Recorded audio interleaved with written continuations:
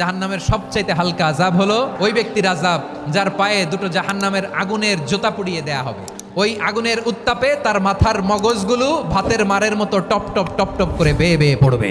জাহান্নামের ভেতরে লক্ষ লক্ষ কোটি কোটি কাফির মুশরিককে দেওয়ার পরেও জাহান্নাম বলবে হাল মিন মাজিদ, আরো আছে নাকি, আরো দাও। কোটি কোটি কাফেরের দল, মুশরিকের দল, সীমা লঙ্ঘনকারী দল, তাদেরকে যখন জাহান্নামে ফেলা হবে, বড় বড় পাথরখণ্ড জাহান্নামে ফেলা হবে, তারপরেও জাহান্নাম বলবে হাল মিন মাজিদ, আরো আছে নাকি, দাও, আরো দাও, আরো দাও। জাহান্নামে তো উত্তপ্ত হবে, জ্বলন্ত হবে, ভয়ঙ্কর হবে। জাহান্নামের এক অংশ আরেক অংশকে খেয়ে ফেলবে। আল্লাহু আকবার। ফেরেশতারাও টালমাটাল হয়ে যাবে।